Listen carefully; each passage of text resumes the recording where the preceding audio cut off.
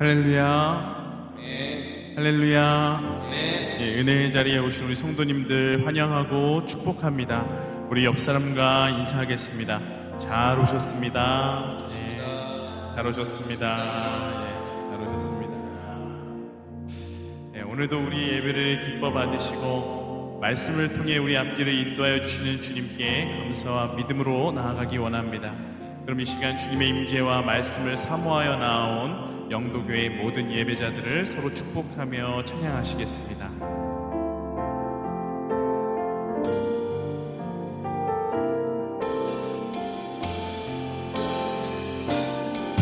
주의 말씀 앞에서 당신은 참된 예배자, 그토록 찾으시던 하나님의 기쁨,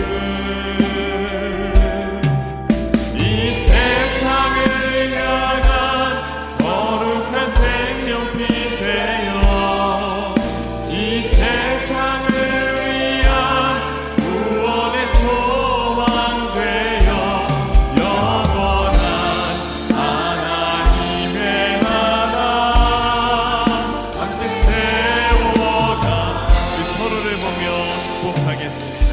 주의 부르심 따라 당신의 삶을 드릴 때 세상은 당신 안에서 주의 영광 보리라.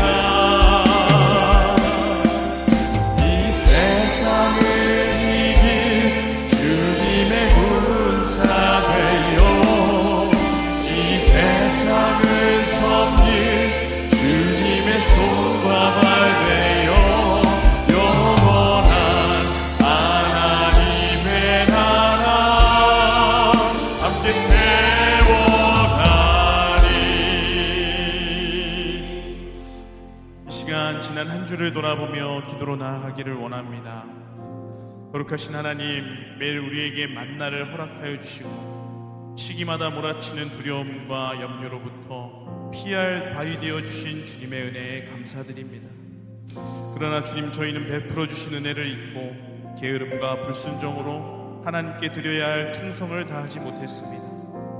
육신의 일을 도모하는 것에는 주저하지 않으면서 하나님의 일에는 관심을 두지 않는 거짓된 삶을 살았습니다. 주님께서 베풀어 주신 큰 은혜를 잊어버리고 불평하며 육신의 정욕을 이루기 위해 살아온 지난 한 주간의 허물을 예수 그리스도의 보혈로 덮어 주시옵소서.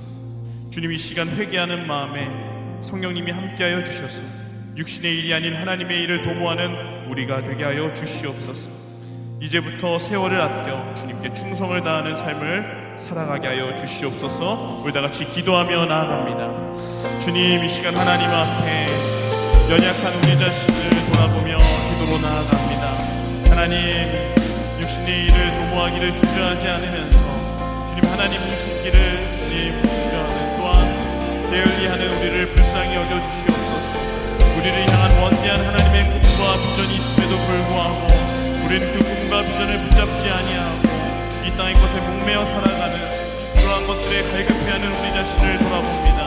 하나님, 연약한 우리를 불쌍히 여겨주시옵소서. 주님, 그럼에도 불구하고 우리를 귀하다 여기시며 오늘 이 예배의 자리로 초청하여 주시니 감사합니다.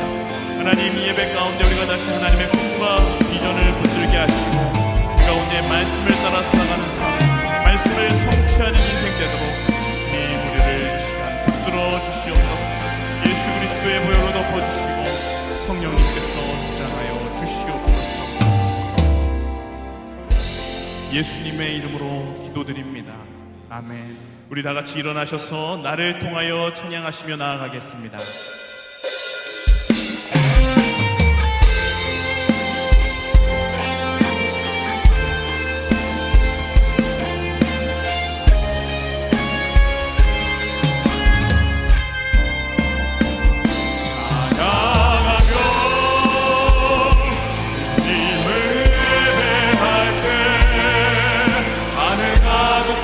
주의 영광 보리라. 나를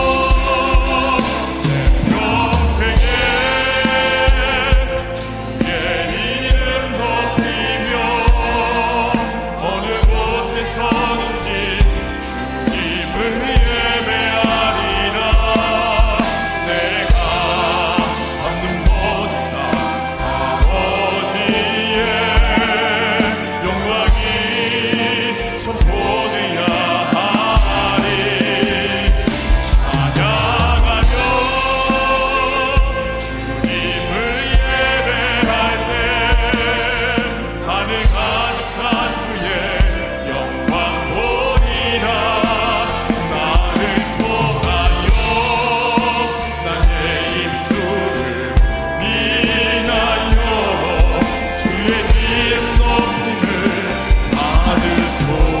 찬양하며 찬양하며 주님을 예배할 때 하늘 가득한 주의 영광 보이라. 나를 통하여 나의 입술을 인하여 주의 이름 높임을 받으소서. 이곳에 오셔서 이곳에 앉으소서. 이곳에서 드리는 예배를 받으소서.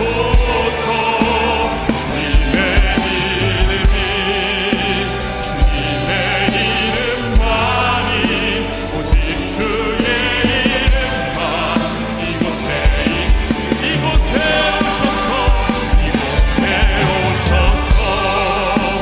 이곳에 앉으소서. 이곳에서 드리는 예배를 받으소서.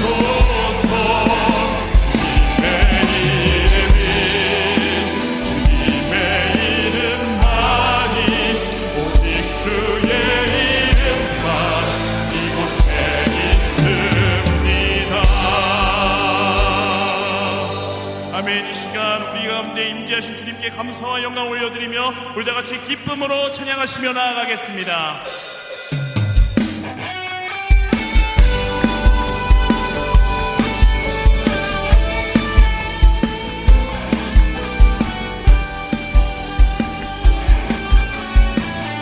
기뻐하며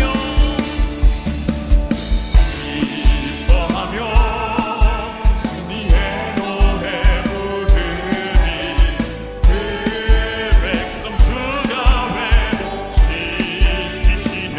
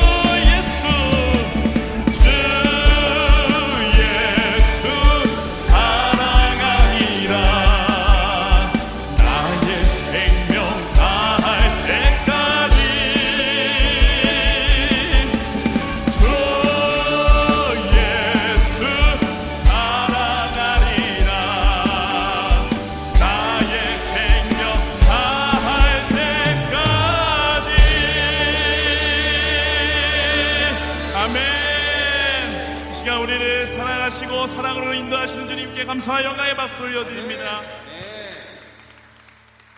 네, 우리 자리에 앉으셔서 찬양을 이어가도록 하겠습니다. 하나님께 받은 그 사랑 우리는 이웃으로 돌려줘야 할 것입니다. 팀 휴즈라는 목사님 이렇게 말씀하셨다고 합니다. 우리의 예배가 우리끼리 좋은 것으로 끝나고 우리의 관심을 소외된 가난한 이웃들에게 향하지 못한다면 우리의 예배는 심각하게 잘못된 예배다. 하나님께서 우리에게 베푸신 그 사랑을 우리가 나눌 수 있기를 소망합니다. 이 시간 우리가 그러한 마음을 담아 함께 고백하겠습니다.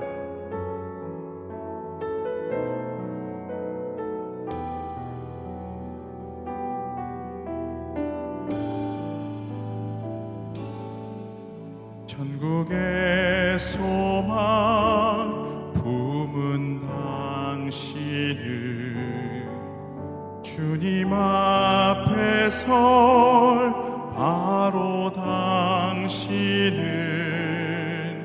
그의 편지로 이 땅에 보내신 주의 손과 발 작은 예수.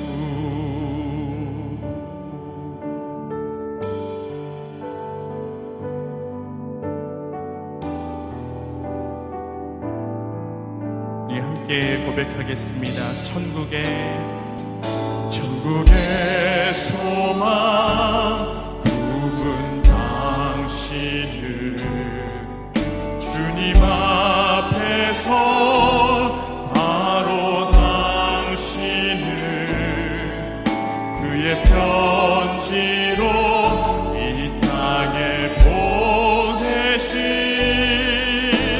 주의 손과 발 작은 예수. 주님 앞에서 흠없는 경동을 고아와 과부를 위해 삶 나누는 것 주 이름으로 사랑을 전할 때 아름다운 주의 나라 이루어지네. 천국의 소망 품은 당신을 주님 앞에 설 바로 당신은 그의 편지로 이 땅에 보내신 주의 손과 발 작은 예수. 우리 이절로 고백합니다. 우리의 손은 예수님의 손, 우리의 얼굴 바로 주님 얼굴, 우리의 소유 모두 주님의 것, 이웃을 위해 맡기셨. 우리의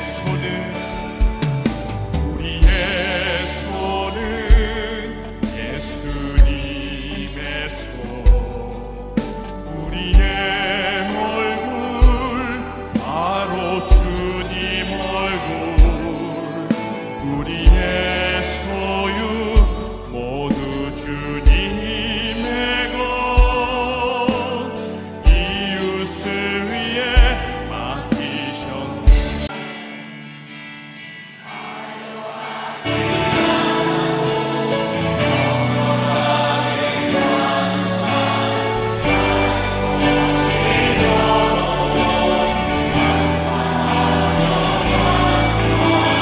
내게 주신 작은 힘 나눠주며 사는 삶, 이것이 나의 삶의 행복이 눈물 날림.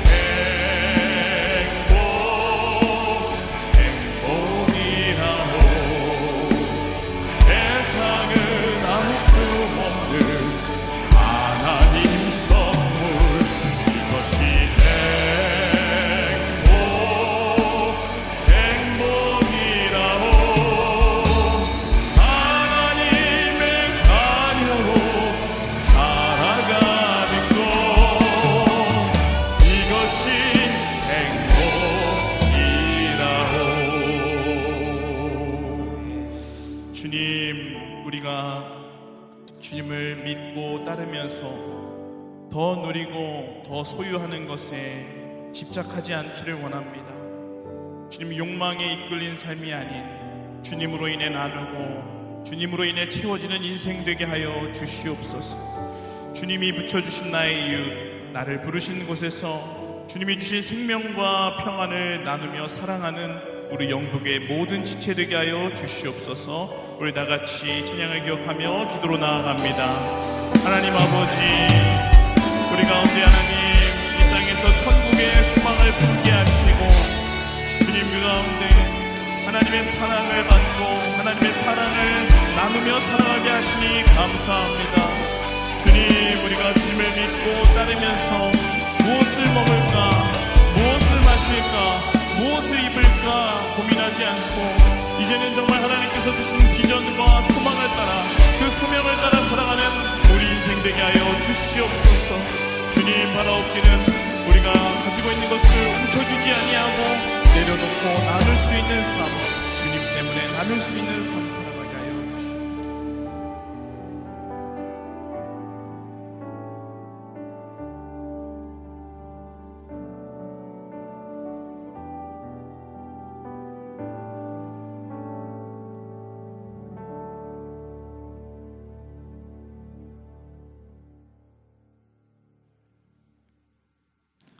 은혜와 평강의 하나님, 한 주 한 주 주님과의 약속을 기억하며 오늘도 이 자리에 나와 주님을 찬양하고 예배합니다. 우리의 간구와 주님을 향한 사랑이 노래가 되고 기도가 되어 주님께 닿기를 간절히 원합니다.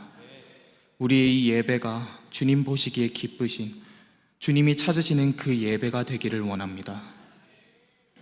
하나님 아버지, 사람은 어찌도 이리 나약할까요? 세상은 죄로 가득하고 발전한 기술과 매체는 세상의 것들을 쉽게 접하고 영향받게 만듭니다. 그것들에 괴로워하며 불안해하고 흔들릴 때도 있음을 고백합니다. 이런 나약함을 인정하고 의지할 곳은 오직 주님뿐이기에 간구합니다. 주의 은혜와 능력으로 담대한 마음을 갖게 하시고 세상의 것들을 분별할 눈을 주시옵소서. 떳떳한 자랑스러운 주의 자녀가 되기를 원합니다. 하나님, 저희와 함께하여 주시옵소서. 해마다 무더워지는 날씨와 이상기후로 고통받고 있는 이들이 있습니다. 약자를 지키시고 사랑하시는 주님, 주의 은혜와 자비가 그들에게 미치기를 원합니다.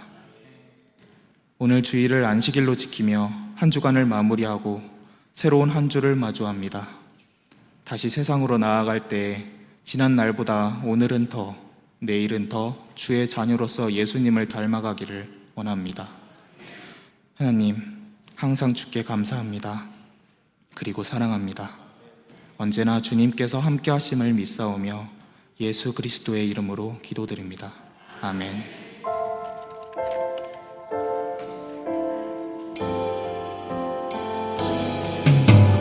하늘에 계신 우리 아버지의 이름을 거룩하게 하시며 아버지의 나라가 공행하시며 아버지의 뜻이 하늘에서와 같이 땅에서도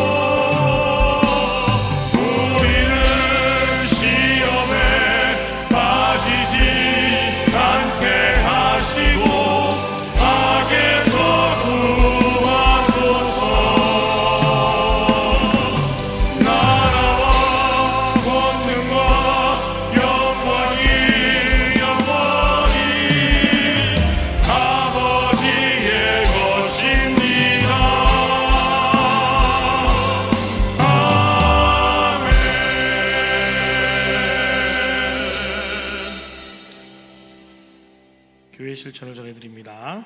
예배하는 공동체에 오신 여러분들을 축복하고 환영합니다.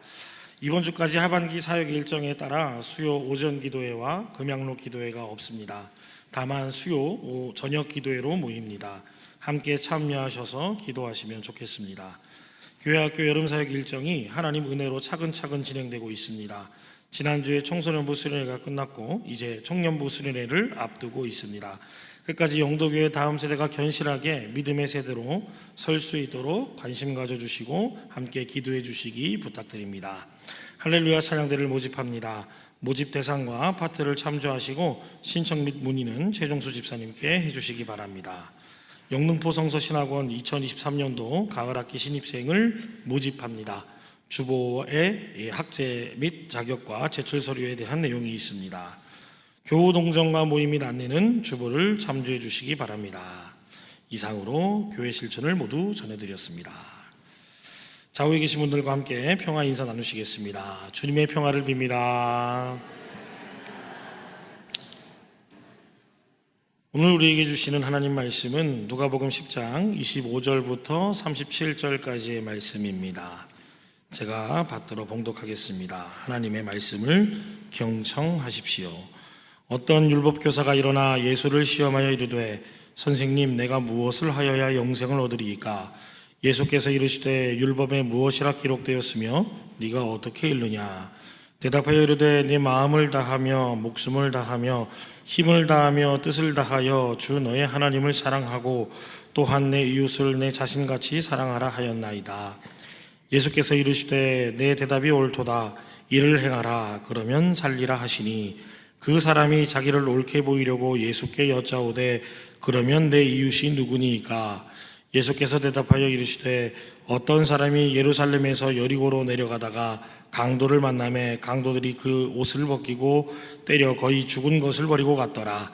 마침 한 제사장이 그 길로 내려가다가 그를 보고 피하여 지나가고 또 이와 같이 한 레위인도 그곳에 이르러 그를 보고 피하여 지나가되 어떤 사마리아 사람은 여행하는 중 거기 이르러 그를 보고 불쌍히 여겨 가까이 가서 기름과 포도주를 그 상처에 붓고 싸매고 자기 짐승에 태워 주막으로 데리고 가서 돌보아 주니라.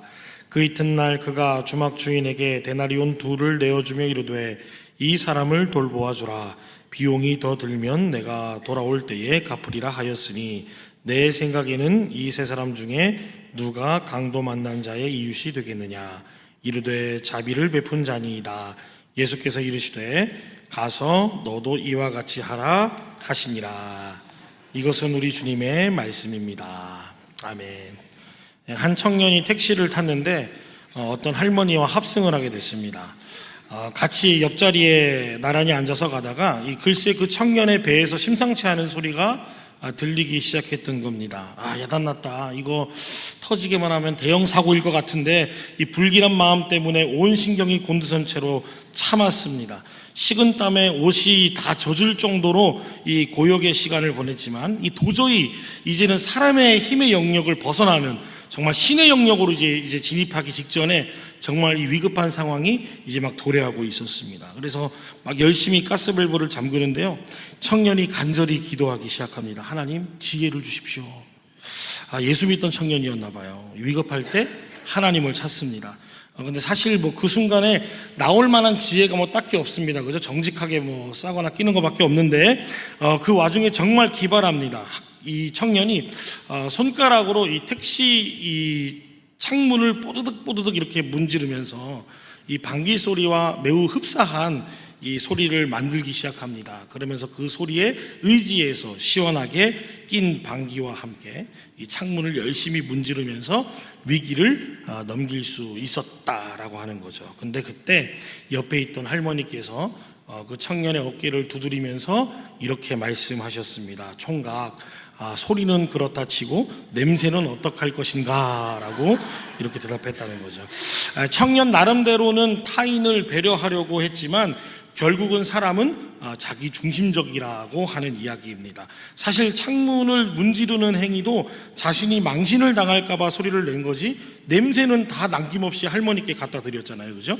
근데 오늘 본문은 내 이웃을 내 몸처럼 사랑하라고 하는 그 일반적인 교훈이 담겨져 있는 아주 유명한 단락입니다. 사실 내 이웃을 내 몸처럼 사랑하는 것, 그리고 사람이 다른 사람을 나 자신처럼 사랑한다, 마치 아이스 아메리카노 뜨겁게 해주십시오라고 주문하는 것 같은 그런 모순이 일어나는 거죠. 동그란 세모 본 적 있으십니까? 본 적 없죠. 네모난 세모는 보신 적 있으신가요? 본 적 없습니다. 형용 모순이에요. 불가능해 보인다는 겁니다.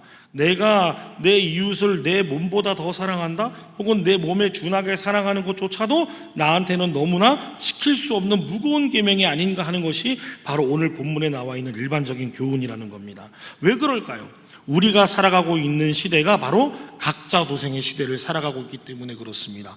백지장도 맞들면은 낫다라고 이야기하는 그 이야기요, 옛날 속담입니다. 요즘에는 안 통해요. 맞들면은 의견이 안 맞아서 들자마자 다 찢어버립니다. 무엇보다 우리가 살아가고 있는 시대는 뭐라고 부르면 좋을까요? 욕망의 시대라고 하면 어떨까요? 자신의 삶을 열어가는 유일한 에너지원은 내 삶을 멋지게 경영해 보겠다라고 하는 내 욕망입니다. 또 넓혀서 보자면 이 사회가 움직이는 것도 개개인의 욕망들이 서로 모이고 교차하면서 만들어내는 형상입니다. 우리가 채택한, 또 우리가 따라하는 이 시장 경제도 욕망의 논리로 돌아가잖아요. 그죠? 더 많은 부를 획득하고자 하는 개개인의 노력들이 서로의 필요를 막 채워주고 공급과 수요를 만들어내잖아요. 그죠? 하지만 결코 완벽한 사회는 아닙니다. 욕망을 연료로 태워가지고 돌아가는 시스템은 절대로 모든 생명들을 다 살릴 수 없고요. 반드시 욕망은 혼돈으로 연결됩니다. 우리가 겪고 있는 악과 고난의 이 대부분이 사실 의도적이든 의도적이지 않든 간에 서로 이해관계가 대립하고 맞물려서 갈등하잖아요. 모든 전쟁들이 사실은 개인과 민족과 공동체의 욕망들이 서로 부딪혀가지고 이렇게 일어나는 것들이잖아요. 욕망으로 모든 것들이 설명이 대부분 가능해요. 타인을 내가 조종하겠다라고 하는 욕망, 내가 지배하겠다라고 하는 생각, 그 욕망이 돈이든 권력이든요, 그 헐거운 틈 가운데에서 틈이 벌어질 때마다 그 사이사이에 약자들이 막 생겨나고 있다라고 하는 것입니다. 그런데 이 욕망의 법칙을 대항할 수 있는 유일한 길이 뭐냐면 바로 이웃사랑입니다. 하나님 나라의 표상을 보여주고 있는 이 구절을 한번 같이 읽겠습니다. 이사야 11장 6절의 말씀을 함께 읽도록 하겠습니다. 그때의 이리가 어린 양과 함께 살며 표범이 어린 염소와 함께 누우며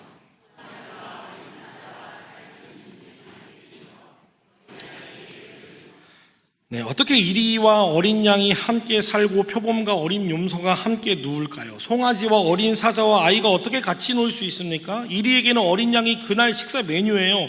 표범에게는 어린 염소가 저녁 식사 메뉴가 되는 거예요. 그리고 송아지와 사자와 어린아이는 딱 봐도 서로 어울릴 수가 없어요. 얼마나 어색하겠어요. 그런데 이게 하나님 나라의 표상이라고 설명하는 것입니다. 왜 그럴까요? 너를 내 욕망의 불쏘시개로 삼겠다라고 하는 자기 몰입에서 빠져나와서 타자를 내 몸처럼 사랑하면 이 말씀이 가능해진다는 것입니다. 내 욕망을 타자를 위해서 참을 때, 타인의 입장을 조금이라도 헤아리려고 할 때 갈등과 대립과 대부분의 반목이 사라질 수 있다라고 하는 것이 바로 이 구절을 통해서 우리가 살펴볼 수 있다는 것이죠. 냉정하게 한국교회와 그리스도인들은 하나님 사랑과 관련해서는 굉장히 민감해요. 그런데 이웃사랑에 대해서는 사실 그렇지 않아요. 흔히 어떻게 생각하냐면 신앙의 근본이라고 하면 사실 하나님과의 관계가 아주 이 근본이라고 할 수 있고 이웃과의 관계는 좀 보완적인 어떤 그런 차원이다. 그래서 한국교회가 필요한 게 뭐냐? 사회복지 사업 늘리는 거? 아니에요. 이미 이 단일 단체로 따졌을 때 사회기부금이 우리 한국교회가 가장 높습니다.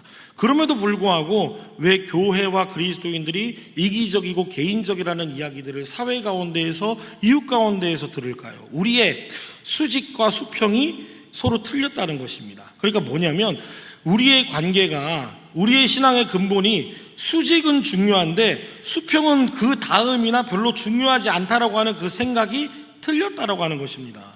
이웃과의 관계를 봤을 때 우리가 막 힘써서 노력해요. 그런데 이웃을 별로 사랑하지 못하고 실패하는 자신을 발견하게 될 겁니다. 그때마다 주일에 하나님께 달려가서 예배당에서 하나님, 너무 힘드네요. 저는 연약한가 봐요. 찬양할 때는 즐겁고 기도할 때는 은혜가 되고 말씀 들을 때는 그렇게 도전을 받는데요. 그렇게 기도하고 나서 또다시 일상에 가서 이웃을 사랑하려면 감당이 안 되는 거예요. 하지만 괜찮습니다. 주일은 또 다가오니까요. 주일에 또다시 교회에 달려가서 하나님, 역시나 제가 또 이렇게 연약하네요. 잘 안 되네요. 이러면서 매번 수평적인 관계를 실패하면서 수직적인 관계에서만 늘 회개하고 자백하면서 거기에서 내 의무 끝났다라고 생각한다면, 그렇게 다람쥐 쳇바퀴 돈다라고 하는 그 패턴이 내게 자연스러워진다면 나중에는 하나님을 사랑하는 그 믿음의 영역만 남고요, 이웃을 사랑하는 행함의 영역은 선택사항이 되는 것입니다. 그래서 이 사람에게는 사실 이웃과의 수평적인 관계는 있어도 되고 없어도 돼요. 왜요?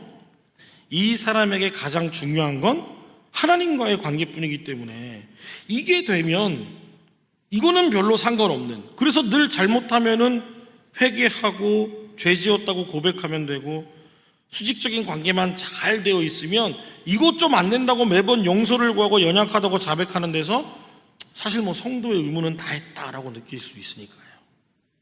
그래서 하나님께는 마음을 여는데, 그래서 하나님께는 지속적으로 공감이 되는데, 연약한 자들에게는 공감이 안 된다?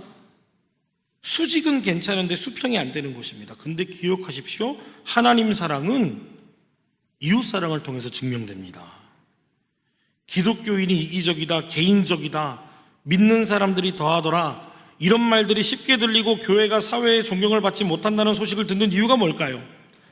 그것은 바로 하나님을 사랑하는 것과 이웃을 사랑하는 것을 서로 분리시켜 놨으니까요. 하나님과의 관계와 이웃과의 관계를 가늠해 볼 수 있는 척도 한 가지를 말씀드리겠습니다. 바로 교만입니다. 우리가 교만해지면 나타나는 뚜렷한 증상이 뭐냐면, 하나님이 잘 안 보이기 시작합니다. 하나님의 시선을 별로 의식하지 않습니다.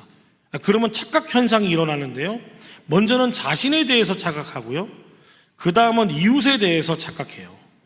먼저는 자기 자신을 지나치게 높여놓습니다. 그리고 이웃을 낮춰요. 그래서 자기 자신을 부적절하게 높이면서는 하나님과의 관계가 깨지고요, 이웃을 부적절하게 낮추면서는 타인과의 관계가 깨져버리는 현상이 일어납니다. 창세기에 나오는 가인 사건 한번 보십시오. 이웃과의 관계가 깨지는 첫 사건이잖아요. 하나님께서 가인의 예배를 받지 않는 이유가 딱 나오지 않습니까? 자신의 예배가 실패했어요. 하나님께서 받지 않으셨어요. 그러면 그 원인을 자기 자신에게서 찾아야지, 왜 하나님을 원망하고 동생과 비교해서 동생을 원망하나요? 자신을 높게 보고 동생을 낮게 본 것입니다.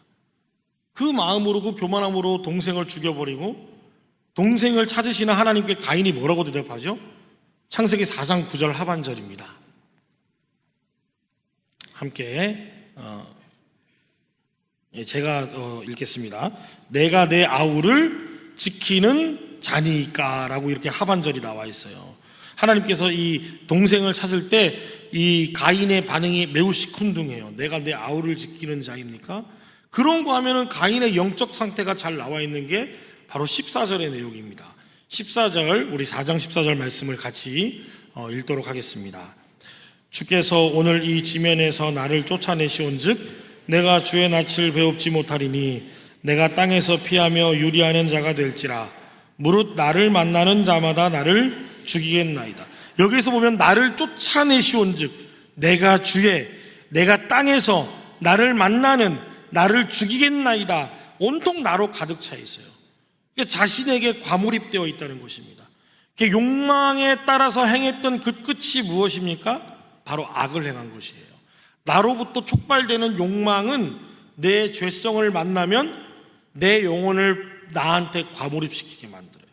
그런 사람한테는 타인이 보일 수가 없다는 것입니다. 여러분, 제가 빵을 만들어서 한번 먹어보겠습니다. 먼저 밀가루를 입에 털어놓고요, 버터도 한 입 깨물어 먹습니다. 그리고 설탕도 한 줌 쥐어 먹고요, 계란도 한 2개, 3개 정도 깨워 먹습니다. 올리브유도 한 잔 마시고 베이킹 파우더에 물도 한 잔 타서 마십니다. 그리고 배를 만져주면서 흔든 다음에 따뜻한 난로에 배를 대고 있으면 빵이 될까요? 저는 빵을 먹은 걸까요? 아닙니다. 재료끼리 서로 조화롭게 만났을 때 생기는 화학적인 작용이 있어야 빵이 되는 겁니다. 이처럼 하나님이 지으신 사람들은 서로 조화를 이루면서 평화롭게 공존하면서 서로를 존중할 때 서로를 욕망의 수단으로 삼지 않고 내 몸처럼 사랑할 때 하나님께서 말씀하신 이사야 11장처럼 하나님 나라가 우리를 통해서 이루어진다라고 하는 것이죠. 미국의 크리스찬 투데이가 지난 25년 동안 가장 중요한 신학 작품이라고 칭송했던 미로슬라브 볼프의 배제와 포용이라고 하는 책이 있어요. 이 책에서 이 볼프가 이 인간사의 모든 관계는 배제와 포용으로 다 설명할 수 있다라고 이야기합니다. 예를 들면 이런 거예요. 우리가 환경이 바뀌었습니다. 그래서 이사를 갑니다. 학교에 입학을 하기도 하고요, 회사를 이직하기도 합니다. 새로운 교회에 가서 적응하기도 하고요, 군대에 입대하는 청년도 있습니다. 새로운 교구로 편성되기도 하고 셀로 편성되기도 합니다. 어쨌든 간에 사람이 이미 모여있는 곳에 새롭게 들어가게 될 때에는 모든 사람들은 다 긴장을 해요. 어떤 긴장일까요? 내가 배제당하진 않을까? 나 포용받을 수 있을까? 라고 하는 배제와 포용 사이에서의 떨림이라는 거예요. 웬만한 모임에서는 배제와 포용이 늘 기다리고 있기 때문에 그렇습니다. 두 사람이 있는데 한 사람은 나랑 오랫동안 알고 지냈던 사이예요.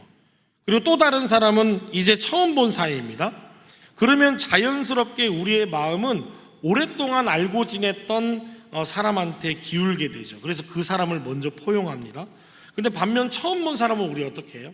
일단 좀 비호감이에요. 일단은 좀 그냥 두고 보죠. 거리를 좀 두고 쬐깐하게 보고 있습니다. 그러다가 좀 마음에 들지 않는다, 코드가 안 맞는다, 그러면 즉시 배제시켜버립니다. 역설적으로 서로 유대감이 깊게 오랫동안 형성된 공동체를 보면 의외로 새로운 사람들이 정착하지 못하는 경우가 많아요. 왜 그럴까요? 구성원들끼리 이미 관계가 서로 너무 촘촘해서 서로가 서로를 포용하는 깊이가 너무 강하니까 타인들이 오히려 배제되는 것입니다. 비집고 들어갈 틈이 없다는 것입니다.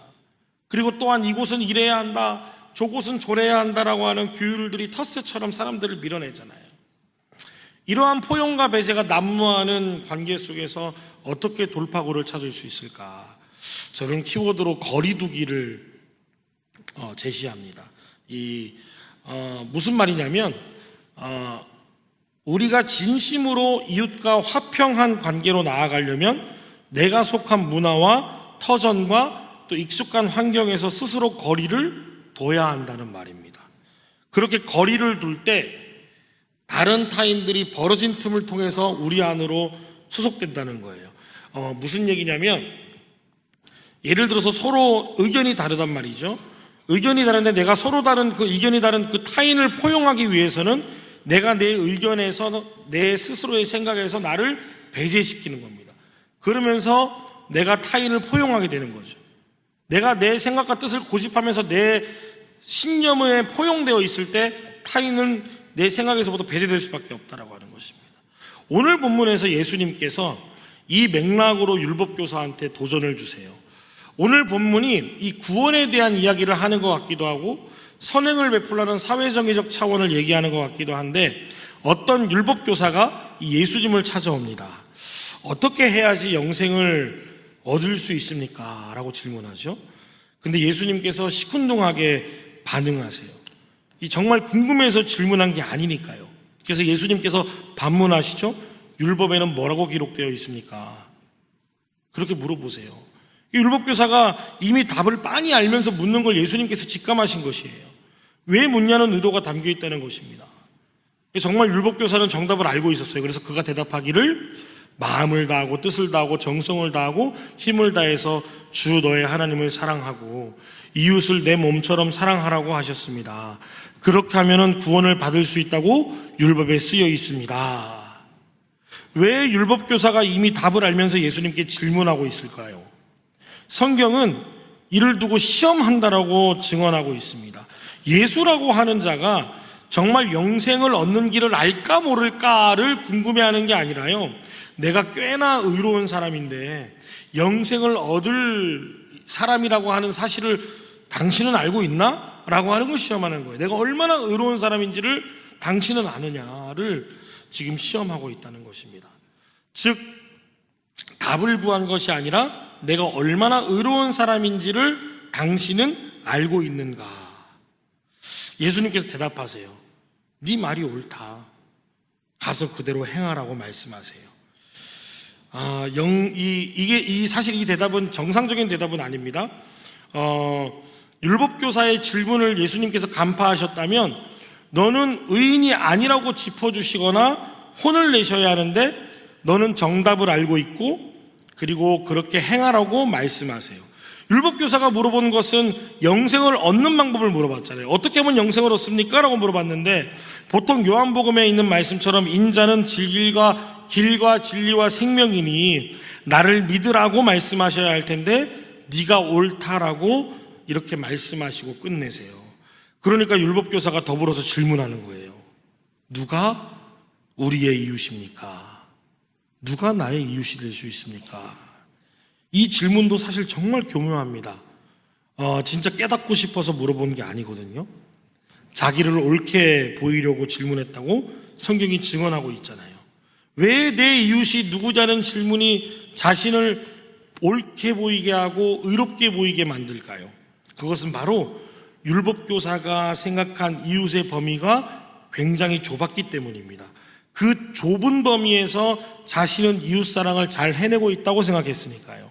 사실 이웃을 사랑하라는 말씀은 우리의 이웃을 어느 정도로 설정해 놓을지 그 울타리의 높이를 어느 정도로 치느냐에 따라서 정말 어려운 계명이 될 수도 있고 정말 쉬운 계명이 될 수도 있단 말이죠.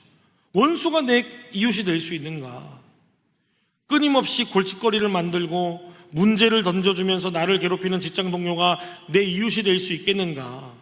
하나님 대적하고 거부하면서 종교, 신념, 철학, 이념까지 다 달라서 대화조차 통할 것 같지 않은 그러한 자가 어떻게 내 이웃이 될 수 있겠는가? 유대인들은 그런 부류의 사람들을 내 이웃이 될 수 없다라고 생각했단 말이에요. 하나님, 이웃은 모름지기 이웃이 될 만한 자격을 갖춘 사람이어야 합니다. 그렇기 때문에 사마리아 사람은 이웃 불가, 창기도 불가, 세리도 불가, 가난한 사람, 병자, 장애인 다 불가입니다. 왜요? 가난과 장애는 하나님이 내리신 저주라고 믿었던 사람들이니까요. 하나님이 사랑하지 않아서 벌을 내린 그 자들을 어떻게 사랑합니까? 그러면서 배제시키는 것입니다. 그렇게 선택받았다고 여기는 자신들끼리 깊은 포용의 관계로 자기들끼리 뭉쳐서 들어갈수록 타인을 배제시키는 담벼락이 점점 높아지는 거예요. 이미 너무 각별한 사이에 어떻게 다른 타인이 들어가겠냐 말이에요. 지금 유대인의 이웃이 굉장히 좁습니다. 이 사람들은 어느 정도 신앙의 품격과 인격적인 수준이 맞는 사람들만 내 이웃이에요. 사회적 약자는 이웃이라기보다는 그저 구제의 대상입니다. 그들은 내가 섬겨서 도와줘야지 그 생을 이어나갈 사람들이지 내 삶에 깊숙이 들어와서 우리라고 하는 이름으로 묶여서는 안 될 사람들입니다. 이쯤 되면은 유대인들에게 이웃사랑은 굉장히 쉬운 일입니다. 나 정도면 충분히 이웃을 사랑하고 있다, 율법을 제대로 지키고 있다라고 하는 자기 확신을 바탕으로 던진 이 율법교사의 질문에 예수님께서 파격적인 얘기를 들려주시는데 바로 오늘 본문에 나와 있는 강도 만난 자에 대한 이야기라는 겁니다. 한 사람이 예루살렘과 여리고 사이로 가는 그 길을 가다가 강도를 만나서 거반 죽게 됐습니다. 이 두 도시의 거리가 25km 정도예요. 길이 험하고요, 산악지형입니다. 우범지역입니다. 근데 거기에서 강도들을 만난 겁니다. 그리고 그 거반 죽게 된 그 강도 만난 자 앞을 제사장이 지나가고요, 레위인이 지나가요. 근데 이 두 사람은 단순한 일반 유대인이 아닙니다. 종교인들이죠. 특히 율법을 준수하는 걸로 따지면 둘째가라고 서러워할 만큼 모범신앙인이라고 할 수 있겠습니다. 게다가 우리 주님은 예루살렘하고 여리고 딱 두 가지를 짚으세요. 근데 여리고는 당시에 제사장들과 레위인들이 많이 살았던 지역입니다. 그럼 예루살렘은 어떤 곳이죠? 예배하는 곳이에요. 그러면 우리가 추론해 볼 수 있어요. 예루살렘에서 예배하던 자들이 집으로 돌아가는 그 길에 강도 만난 자들을 본 것입니다. 이들은 하나님의 말씀을 들었고 제사를 드리고 신명기 말씀처럼 마음을 다하고 뜻을 다하고 정성을 다해서 하나님을 사랑하라고 하는 그 계명을 실천하고 온 사람들인데, 그 의무를 마치고 돌아가는 길에 강도 만난 사람을 딱 본 겁니다. 근데 이 사람들 반응이 어떤 이유인지는 본문이 알려주고 있지 않지만 딱 피했다라고 나와 있어요. 근데 그냥 지나칠 수밖에 없었던 이유가 무엇일까요? 나는 사실 예배드림으로써 하나님에 대한 의무를 다했다. 게다가 율법에는 시체를 만지면 저주를 받는다는 말도 있지 않는가. 나는 율법을 지키겠다. 가까이 가지 않겠다. 그래도 여전히 나의 구원과 나의 영생에는 전혀 문제가 없다라고 하는 그들의 안일한 생각을 우리 주님이 짚으시는 것입니다. 결국 사마리아인이 차별받았던, 그 당시에 멸시받았던 사마리아인만이 거반 죽은 것 같은 강도 만난 자에게 기름과 포도주를 발라주고 주인에게 비용을 지불하면서까지 그 주막 주인에게요, 이 사람을 돌봐줍니다. 유대인에게 차별받았고 이웃의 대열에 끼지도 못했던 사마리아인이 오히려 강도 만난 자를 포용해 준 것입니다. 율법교사가 예수님에게 누가 우리의 이웃입니까? 라고 물었는데 주님께서는 선한 사마리아인의 이야기가 끝난 다음에 그 끝에 세 사람 중에서 누가 강도 만난 자의 이웃이 되겠는가라고 역질문하세요. 근데 이 역질문이 굉장히 예리합니다. 누가 우리의 이웃이 되겠는가라고 묻는 율법교사 앞에서 도리어 예수님은 누가 강도 만난 자의 이웃이냐고 되묻는 것입니다. 이 질문은 사실 우리의 심령 가운데 복판에 두고 고민하셔도 괜찮은 도전입니다. 여러분, 교회의 이웃은 누구입니까? 라고 하는 질문 앞에서 우리가 어떻게 그 앞에서 저랑 마음이 맞는 사람이요, 학벌이 비슷한 사람이요, 사는 동네가 비슷한 사람이요, 정치 이념이 같은 사람이요, 대화가 좀 통하는 사람이야 라고 이렇게 대답하지 않잖아요. 교회의 이웃이 그렇다고 이야기하지 않는단 말이에요. 그럼 누가 우리의 이웃이냐라고 하면 대부분은 이렇게 대답합니다. 가난한 사람이요, 소외된 사람이요, 사회적으로 보호받지 못하는 연약한 자들이요 라고 대답하죠. 그게 정답이기는 한데 문제는 뭐냐면 정작 그 사람들이 누구를 이웃으로 생각하겠느냐라고 우리 주님 반문하시는 것입니다. 교회를, 그리고 예수를 따른다라고 하는 너희들을 이웃으로 이 약자들이 여기겠더냐. 예수님께서 요한복음 13장 34절에 이렇게 말씀하십니다. 우리 함께 읽도록 하겠습니다. 새 계명을 너희에게 주노니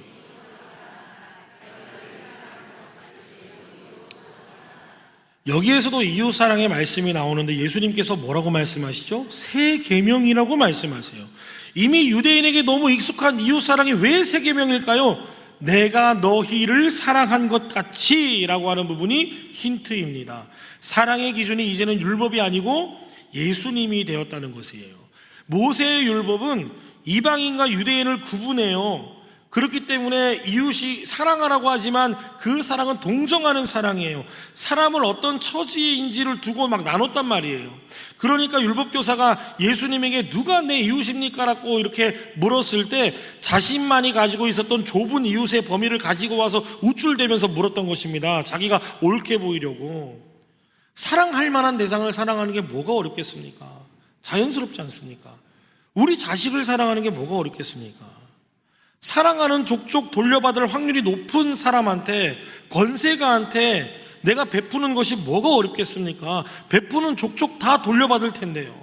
그런데 예수님의 새 계명은 이런 율법을 따라서 사랑하는 게 아니라 내가 너희를 사랑하는 것처럼 사랑하라는 것입니다. 예수님의 사랑이 누구를 향해 있습니까? 예수님의 사랑은 무엇입니까? 그분의 사랑은 경계선을 지워나가는 사랑이잖아요.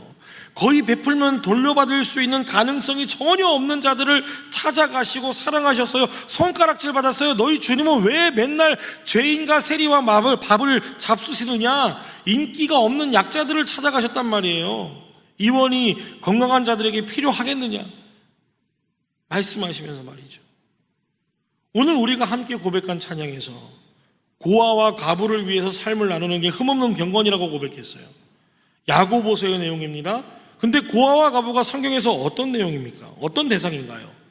사회에서 가장 기본이 될 수 있는 울타리, 마지막까지 나를 보호해주고 지지해 주어야 할 울타리인 가정에서조차 보호받지 못하는 연약한 이들을 우리가 언급할 때 성경은 고아를 빼놓지 않아요. 가부도 마찬가지입니다. 당시의 남성 중심의 사회에서 보호받지 못하는 소외된 이들을 언급할 때 함께 언급하는 게 가부예요. 약자를 포용하는 것이 흠없는 경건이다. 약자를 사랑하는 것이 하나님 앞에서 흠이 없는 경건이다. 근데 우리는 경건을 이야기할 때 하나님과의 관계만 생각하잖아요. 하나님 앞에서 말씀 보고 기도하고 찬양하고 예배하는 것. 근데 하나님이 이야기하시는 흠없는 경건은 그 경건의 증명이 이웃사랑을 통해서 드러난다라고 우리 주님 말씀하시는 것입니다. 성경은 지속적으로 구약과 신약할 것 없이 공동체로부터 배제된 이들, 관계로부터 배제된 사람들에 대한 포용을 계속 얘기해요.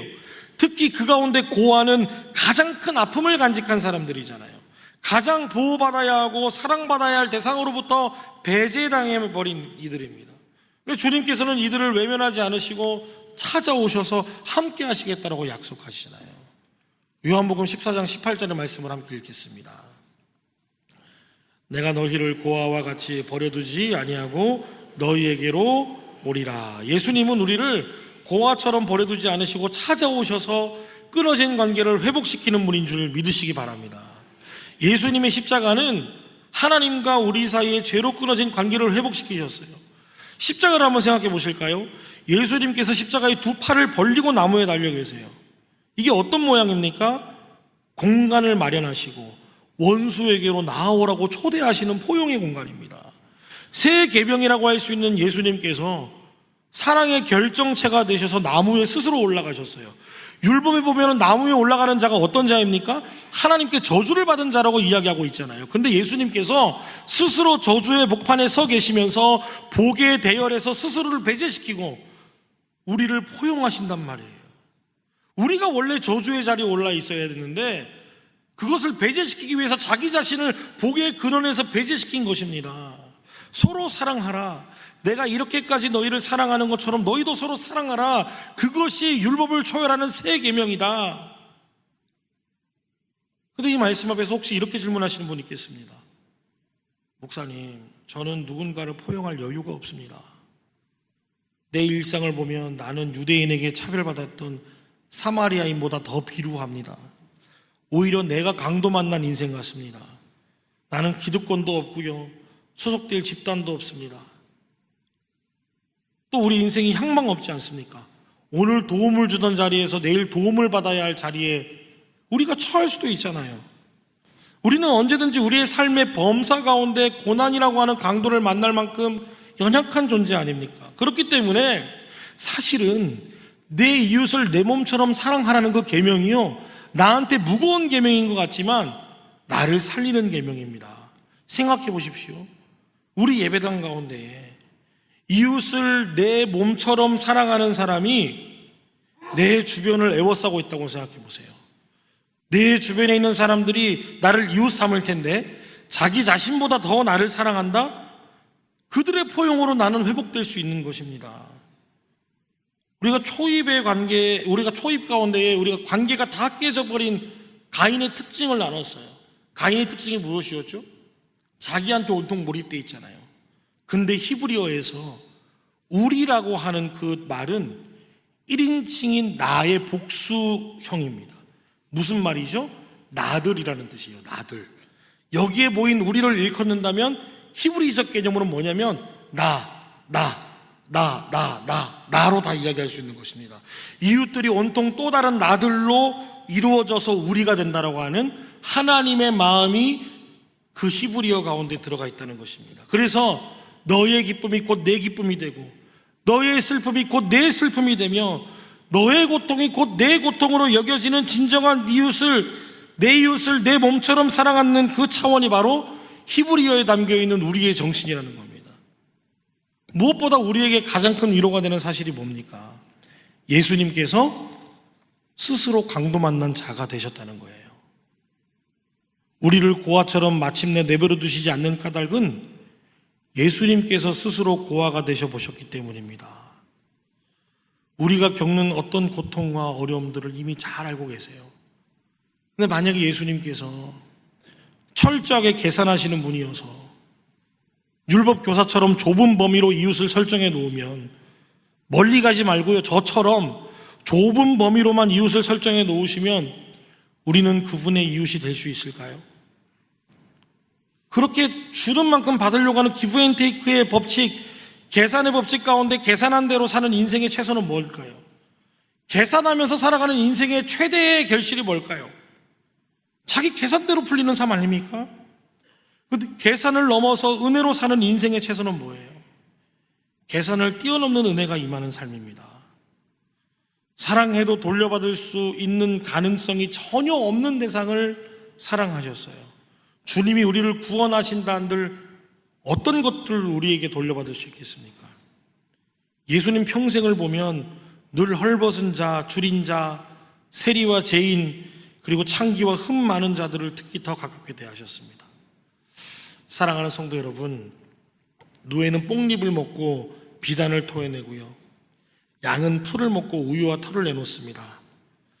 우리는 예수 그리스도의 십자가의 사랑을 먹었는데 그것을 소화시켜서 어떤 결과를 우리의 삶 가운데 내놓고 있습니까? 사도행전 1장 8절의 말씀을 우리가 함께 읽고 말씀을 정리하겠습니다. 같이 읽겠습니다. 오직 성령이 너희에게 임하시면 너희가 권능을 받고 예루살렘과 온 유대와 사마리아와 땅끝까지 이르러 내 증인이 되리라 하시니라.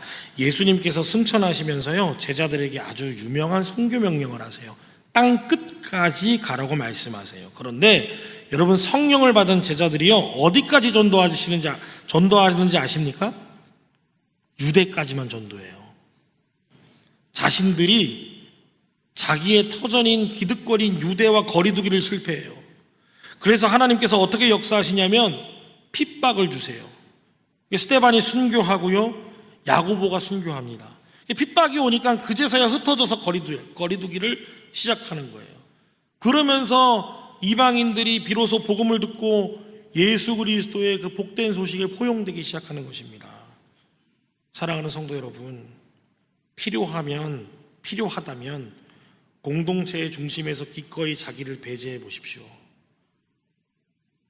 가족 가운데 어려운 관계에 있는 구성원이 있다면 그 이해관계에서 바깥쪽으로 스스로를 배제해 보십시오. 공동체 외곽에, 또 관계 외곽에 있는 자들이 눈에 들어오게 될 것입니다. 당시 배제당했던 사마리아인이 강도 만난 자의 이웃이 되었습니다. 저는 이 본문이 예수님께서 우리를 십자가의 길로 초청하시는 본문이라고 생각해요.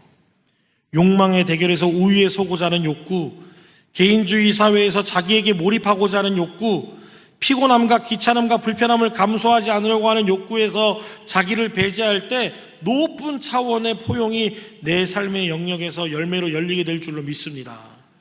말씀을 정리하겠습니다. 하나님 사랑과 이웃 사랑 절대로 분리될 수 없습니다. 왜냐하면 사람은 하나님의 사랑에 감화되면 절대로 그 사랑 앞에서 시큰둥해질 수가 없거든요. 구원받을 자격이 없는 우리를 포용하시는데 자신의 생명을 배제시키면서까지 사랑하셨던 그 십자가 앞에서 포용받음을 경험한 사람은 절대로 시큰둥할 수가 없다는 거예요. 근사한 선물을 받을 만한 사람한테 주는 건 그 선물의 가치에 상응하죠. 그러나 우리는 절대로 예수님의 생명을 선물로 받을 만한 가치가 없는 자들 아닙니까? 어떤 영국인 이사가 아프리카에 가서 한 부족을 섬기게 됐어요. 그런데 어느 날 그 부족 추장 아들이 결혼하게 된 겁니다. 그런데 그 추장 아들 얼굴을 보니까 굉장히 훤칠해요. 외모도 잘생겼고요, 외국에서 유학까지 하고 온 재원이었습니다. 이 훌륭한 청년이 어떤 처녀와 결혼할 것인가 온 마을에 관심이 쏟아졌어요. 그 내심 영국인 의사도 궁금해진 것입니다. 근데 여기에 이 부족 전통이 있었는데, 남자가 여자한테 청혼할 때 이 암소를 데리고 가서 신부감을 데리고 왔어요. 보통은 한두 마리 정도의 암소를 데리고 가는 게 관례였다는 거예요. 근데 신부가 훌륭한 배필이라고 생각될 때는 덜어는 3마리까지 이렇게 선물하는 경우도 있었답니다. 그런데 어느 날 아침에 이 신부감을 데려오기 위해서 길을 나서게 돼요. 그런데 이 추장 아들이 암소를 무려 10마리를 끌고 가는 것입니다. 마을 사람들이 해외파는 뭔가 다르구나, 얼마나 훌륭한 배필을 얻으러 가길래 저렇게 10마리나 되는 암소를 끌고 갈까 모두가 기대했어요. 막상 추장 아들이 암소를 10마리나 주고 데려온 신부감이요, 대단히 평범한 처녀였습니다. 게다가 건강하지도 않았어요. 그러니까 영국인 의사가 의아했던 거예요. 그리고 나서 다시 본국으로 돌아가고 1년의 시간이 흘렀습니다. 그리고 다시 부족마을로 돌아왔는데 특별히 추장집에 초대를 받게 됐어요. 근데 그 추장 아들이 이제는 1년이 지나서 추장이 되어 있었던 것입니다. 그런데 이 의사가 추장의 아내를 보고 깜짝 놀랐습니다. 왜냐하면 그때 그 볼품없는 신부가요, 대단히 기품 있고 아름다운 여성이 되어 있었기 때문입니다. 뿐만 아니라 영어도 매우 유창하게 구사하고 있었어요. 의사가 놀라서 추장에게 어찌된 일이라고 물었습니다. 그때 젊은 추장이 대답하기를 자신은 그저 아내의 가치를 높이 평가하고 암소를 10마리 주고 데려왔을 뿐 아무런 부탁도 요구도 하지 않았다는 거예요. 그런데 이 아내가 스스로 영어 공부를 하고 교양도 갖추고 자신이 마치 암소 10마리를 주고 데려올 만한 사람으로 스스로 성숙하고 성장해 나갔다라고 하는 것입니다. 독생자를 십자가에서 배제시키면서까지 우리를 포용하신 그 사랑은 우리가 감당하기에 너무 가분한 선물입니다. 그 포용의 문을 통과한 자들은 자신의 정체성을 이 땅에 그 무엇으로도 설명할 수 없어요. 내 값어치가요. 내 값어치는 오로지 예수님의 생명으로만 설명되니까요. 그렇기 때문에 하나님의 사랑은 반드시 우리 인간의 변화를 이끌어내십니다. 선물을 받을 만한 자격이 없는 비상응성에서 하나님의 사랑에 적극적으로 반응하면서 삶의 자리에서 이웃사랑으로 연결해가는 상응적인 삶으로, 걸맞는 삶으로 우리를 변모시키게 된다라고 하는 것입니다. 그래서 신학적인 상상을 발휘해 본다면 강도 만난 이웃도 사마리아인의 포용을 늘 기억하면서 나중에는 그 남은 여생을 그 자신도 그 사마리아인이 베풀었던 포용에 걸맞는 자로 다른 이들을 포용하면서 경계선을 지워나가는 진정한 사랑의 계명을 실천하며 살지 않았겠습니까? 그렇게 우리는 하나님 사랑으로 감화되어서 날마다 이웃사랑의 그 삶의 자리에서 어제보다 더 나은 오늘을 살아가게 되고 오늘보다 더 나은 내일을 살아가게 될 것입니다. 하나님의 사랑이 내 삶 가운데 이웃사랑으로 차츰차츰 증명되어져 갈 것입니다. 수직이 날이 갈수록 견고할수록 수평으로 나아가는 내 삶이 더욱 근사해질 수밖에 없는, 그래서 진정한 의미에서 수직과 수평이 서로 교차하는 그 십자가의 전달자로 살아가는 저와 여러분들 되시기를 주님의 이름으로 축복드립니다. 기도하겠습니다. 사랑과 은혜가 풍성하신 하나님, 오늘 말씀을 통해 하나님 사랑과 이웃 사랑은 서로 구별될 수 없으며 하나님을 사랑하는 것은 이웃 사랑의 현장에서 증명된다는 사실을 알게 하시니 감사합니다. 특별히 조금도 사랑할 수 없는 대상을 이악물고 사랑해내는 실천적 결단을 우리에게 허락하여 주시고 중심부에 머무르기를 좋아하기보다 스스로 자신을 배제하면서까지 타인을 포용하기로 다짐하는 복된 예배자들 되도록 인도하여 주옵소서. 예수님의 이름으로 기도드립니다. 아멘. 이 시간 감사의 찬양을 드리시며 봉헌하시겠습니다.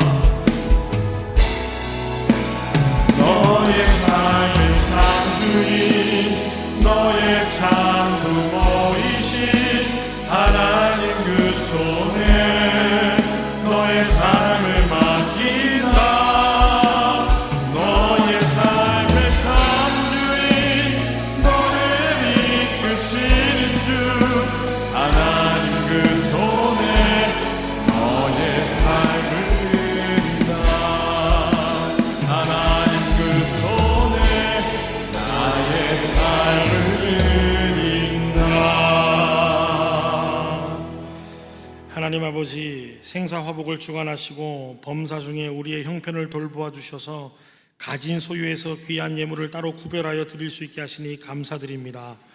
우리가 드리는 예물을 마음과 함께 드리오니 흠양하여 주옵소서.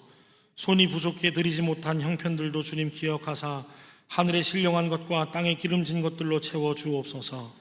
어려움 가운데 있는 권속들에게 담대한 마음을 허락하시고 형통 가운데 있는 권속들에게는 겸손한 마음을 주시며 병중에 있는 자들에게는 하나님께만 소망을 두는 순전한 믿음을 허락하여 주시사 회복의 장막 아래 거하게 하옵소서. 원근 각처에서 예배하는 모든 이들에게 하나님의 은총이 충만하게 나리게 하시고 영도교회 모든 권속들의 일터와 가정, 자손들과 모든 기도의 제목 가운데 친히 임재하시고 기름 부어 주옵소서. 예수님의 이름으로 봉헌기도 올려옵나이다. 아멘. 다 함께 자리에서 일어나셔서 결단의 찬양 함께 부르시겠습니다.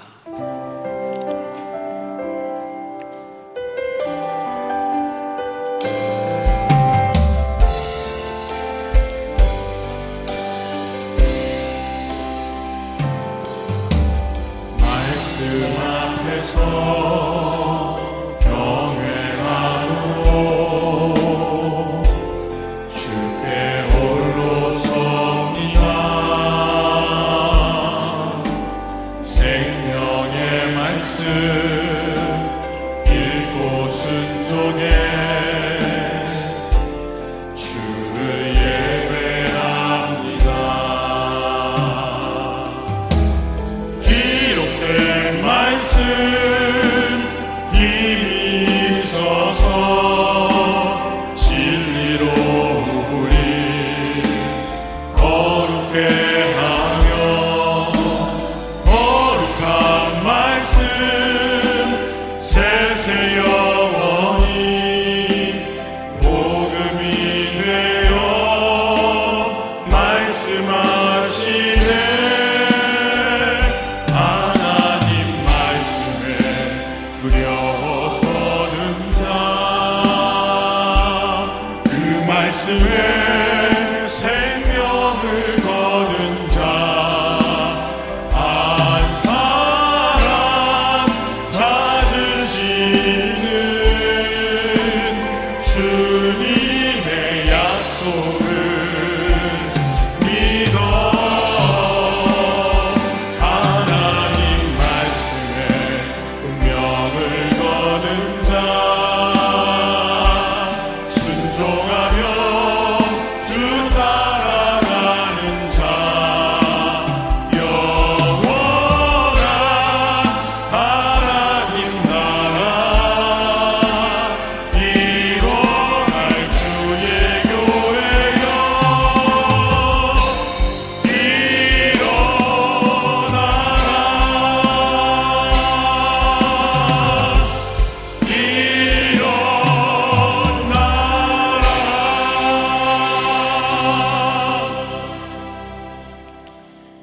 이제는 우리 주 예수 그리스도의 은혜와 하나님의 극진 없는 사랑과 성령님의 감화감동 교통기로 역사하심이 새 계명을 따라 기꺼이 자신을 배제시키며 타자를 포용하는 삶을 살아가기로 결단하는 모든 예배자들과 핏값 주고 사신 용도교회와 한국교회와 조국 대한민국 위에 북녘 지하교회와 하나님이 지으시고 운행하시는 온 세계 위에 지금부터 영원까지 함께 하시기를 간절히 축원하옵나이다. 아멘.